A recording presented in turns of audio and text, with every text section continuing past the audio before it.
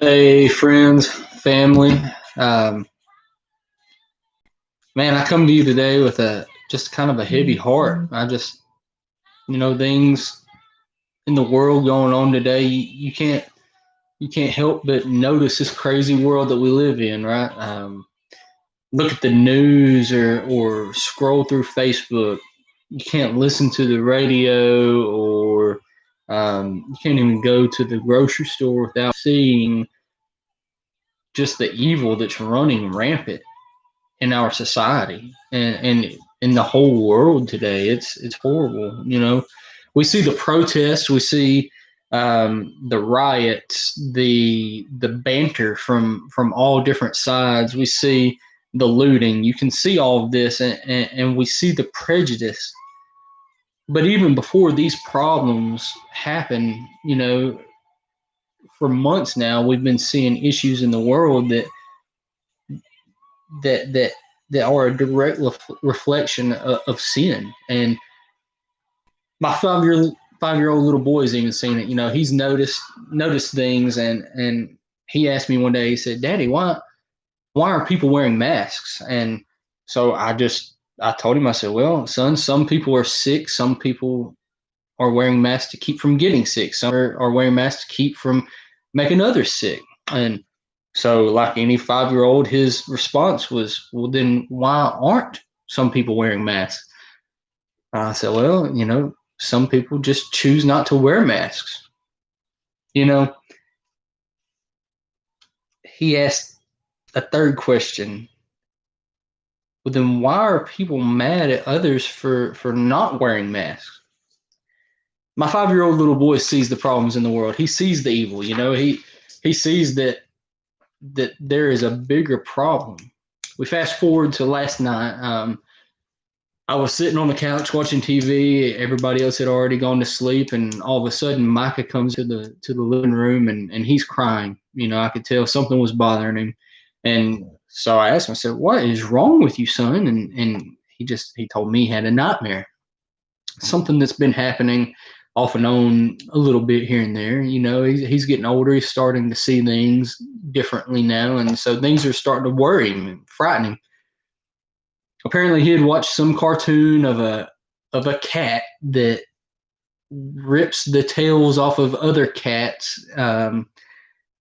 Nowhere in this cartoon does it ever mention murder, killing, or anything really more violent than just ripping the tail off of a cat. In fact, the perceived evil cat in this cartoon is actually the good guy, a vigilante that is sticking up for the other cats that are being picked on, and he takes matters in his own hands.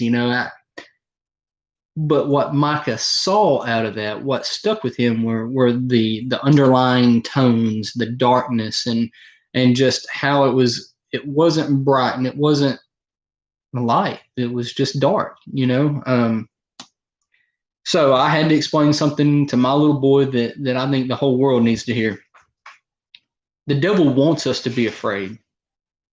He wants us to be fearful, and whether that's being fearful of a virus or of evil cops or even being fearful of riotous protesters or even a cartoon cat for a 5-year-old. He just wants us to be fearful. He wants us to fear the unknown because he knows that if we let fear overtake our lives, then our faith in God takes a back seat. We push it to the back burner. But I even had to go a little bit deeper with him. I had to explain that the devil isn't going to just show you, hey, it's me. I'm behind this. I'm the one that's orchestrating this. I'm the one doing this. No, he wants to confuse us. And he's going to lie to get his way. I was kind of hesitant to tell Micah, tell a 5-year-old that Satan lied to you, son, and he wants you to be afraid. I was hesitant to tell him that because I didn't want to provoke any more fear in him than what was already there. Immediately, I realized, no, at that point, the enemy was provoking fear within me. And so here it is. I'm the parent. I'm the youth pastor. I'm the Christian believer.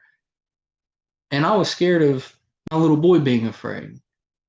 It was the enemy. It was a lie of the enemy. So I went on ahead and I squashed that bug. I had to get that fear out of my life. And we talked and we prayed. We prayed through our fears. But to dive a little bit deeper into this, we really don't have to go further into the scripture. We don't have to go very far at all. Genesis 3 starts out with a statement that I had to explain to my little boy, something that I think the whole world needs to read, to hear, to see, to grasp. Genesis 3 starts with this statement. Now the serpent was more crafty than any other of the wild animals that the Lord had made. We know that Satan embodied the serpent. Throughout all of this turmoil that we've seen that the world has been going through, that we have shoved in our face over the last few months, and even more so over the past few days, this past week, I'm reminded of the fall in Genesis 3. All of this was brought on because sin entered into the garden. It entered into mankind in the garden. A simple act of sin that was presented in a very crafty manner, a way that didn't seem like it was going to be that big of a deal. The devil already knew the consequences of them eating the fruit. He had already experienced the wrath of God, but he wasn't going to let them know that hey, this is very, very serious. He wasn't going to be factual with them and tell them, look, this is bad, guys. No. So I want to urge you all to view the events that are taking place right now in the world as spiritual battles. Yes, on the surface, there's a lot of prejudice. There's violence. It's scary. And it's obviously something that most all of us can agree to some point or another what was right, what was wrong. And we can all pretty much agree that we're not comfortable with it. But under the surface, there's a much deeper problem. It's a spiritual plan of action that is being taken place, right before our eyes. Ephesians 6:12 says this, for we do not wrestle against flesh and blood, but against principalities, against powers, against rulers of the darkness of this age, against spiritual hosts of wickedness in the heavenly places. So knowing that truth, start fighting the good fight. You do that by looking past the bad characteristics that externally are being presented by all these people doing these things that we don't agree with, and start seeing those same people for what God created them to be, his creation. He wants them to be lovers of God just like you and I are. We have to quit living a life of being the potential victim. Many times we expect to be the victim, and we have to start living our lives in a way that will change others' lives, change others' views. We do that by seeing people the way that Jesus would see people, right? Even when it's not easy to love people, love them anyways. Even when it is easy to show disdain and to hate others, don't do it. If we're living day to day in God's freedom through his grace and his mercy, that means we're never living in defeat because of a lie of the devil. We're going to show love of Christ in our actions, in our daily lives. In other words, don't get sucked into the negativity that the world is portraying. Pray for all men to see the light. Let your light shine so all people will see the joy of serving Jesus. Scriptures say, let your light shine before others so that they may see your good deeds and glorify Father in heaven. And then also start looking for the problem. I'm going to be candid with you right now. I hate snakes, hate them. If there's anything in this world, in my life, that tends to create fear, and I let that fear overtake me sometimes, is the fear of a snake. I don't know where it got into me, but I don't like them. So like when I'm hunting, for instance, everywhere I step, I'm looking for a snake. hiding in the brush or hiding in the tall grass. I'm always worried about that. And you've all seen this. Snakes they're good at hiding in plain sight. They just hide right there in front of your eyes. Look up a copperhead in its natural elements. It's camouflage in nature. It's amazing how well they blend in. But the more you see the snakes in their natural environments, the easier they are to spot. Time and time again, you learn how to spot them. When I see a snake outside, I always want to bring Micah out, Liv, because dealings with spotting them than what they have, and I know that like Micah, he's going to play and he's going to run and he's not paying attention to anything around him.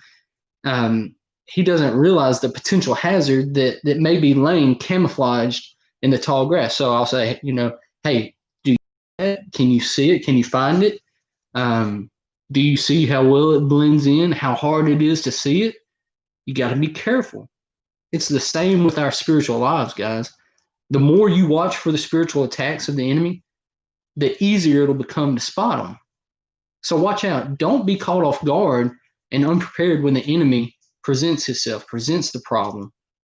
Like I said about Genesis 3, the serpent was very crafty. Know that the things that are going on in the world right now, it's a direct reflection of the effect that sin has. And understand that the people that are playing the parts in these situations, the people that are acting out these situations, even though you don't agree with them and you don't condone what they're doing and what they're saying, how they're acting, know that they're being used by the enemy, that they've been deceived and they're controlled and manipulated by evil. We just read it, Ephesians. It's a spiritual warfare. And as I say that, I want to say this too, kind of a side note. Also be careful on what you say about current situations. Please, as Christians, nothing kills our witness quicker than acting and talking like the world, like taking vengeance on somebody the way that the world would. Be very cautious with how you approach current situations, what you say. So as I close today, I know this is a little more lengthy than usual. I just want to ask you, do you see it? Do you see the games that the enemy's playing? Do you see the manipulation, and do you see consequences of sin? I know we all do, but take a look and really think about that. And I also ask, can you see something in your life that the enemy is using to control you? Something that maybe you're letting the enemy corrupt and it's killing your witness, whether that's fear or prejudice. I know there's a lot of people within the church body that have a prejudiced thought and they were raised that way. So hatred, malice, unforgiveness, vengeance. If you do have something in your life that is keeping you from fulfilling God's plan in your life, or that is killing your witness, let's take care of that. Let's get that under control.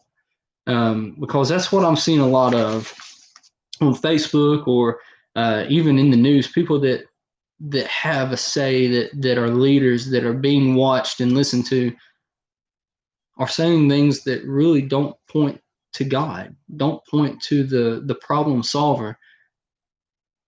And it kind of turns me off to them and their witness, to their ministry.